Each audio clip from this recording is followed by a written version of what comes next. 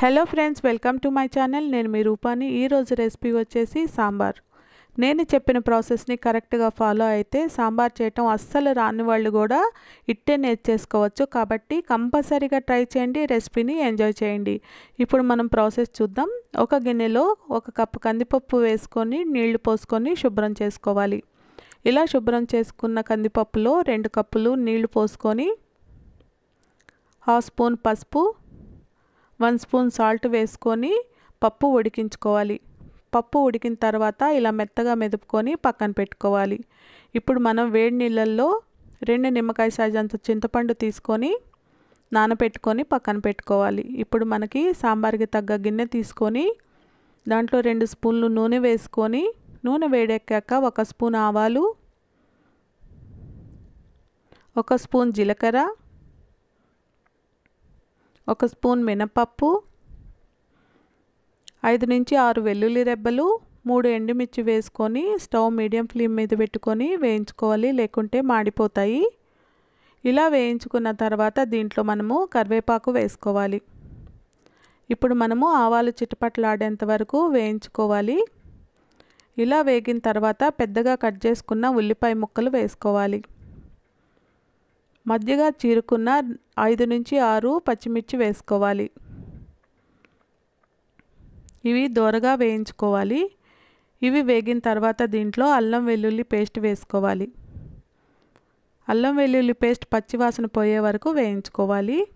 ఇలా వేగిన తర్వాత దీంట్లో టొమాటో ముక్కలు, ములక్కాయ ముక్కలు, బెండకాయ ముక్కలు, వంకాయ ముక్కలు వేసుకోవాలి. సాంబార్కి మ్యాక్సిమం వెజిటేబుల్ సైజ్ అన్నీ ఒకేలాగా ఉండేలా చూసుకోండి.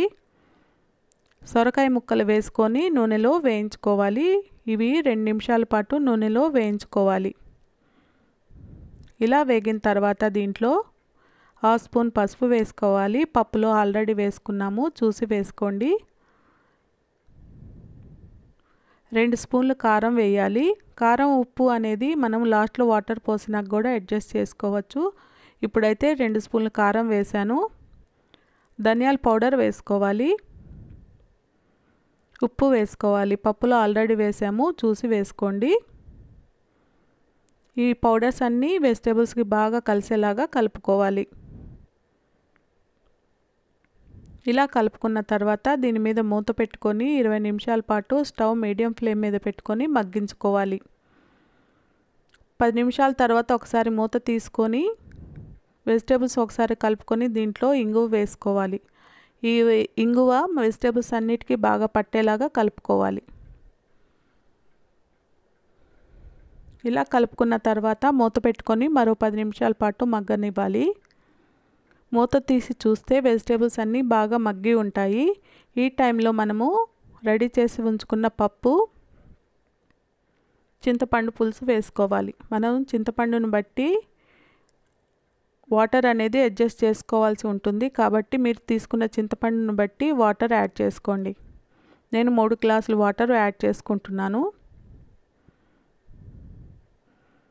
వాటర్ యాడ్ చేసుకున్న తర్వాత ఇవన్నీ ఒకసారి కలుపుకొని ఉప్పు కారం అనేది చూసుకోవాలి. నాకు కారం సరిపోయింది, ఉప్పు కొంచెం పడుతుంది వేసాను. వేసిన తర్వాత ఇలా కలుపుకొని మూత పెట్టుకొని 10 నిమిషాల పాటు మగ్గనించిన తర్వాత కరివేపాకు, సాంబార్ పౌడర్, బెల్లం వేసుకోవాలి. బెల్లం వేసుకోవటం వలన మసాలాలన్నీ బ్యాలెన్స్ చేస్తుంది, టేస్ట్ కూడా బాగుంటుంది. ఇలా ఒక 10 నిమిషాల పాటు మగ్గిన తర్వాత కొత్తిమీర వేసుకుంటే సాంబార్ అనేది రెడీ అయిపోతుంది. మీరు నా ఛానల్ కనుక సబ్స్క్రైబ్ చేయనట్లయితే సబ్స్క్రైబ్ చేసుకోండి. మరి లేటెస్ట్ వీడియోస్ అప్లోడ్ చేసిన ప్రతిసారి మీకు నోటిఫికేషన్ రావాలంటే పక్కనే ఉన్న బెల్ ఐకాన్ క్లిక్ చేయండి. బాయ్.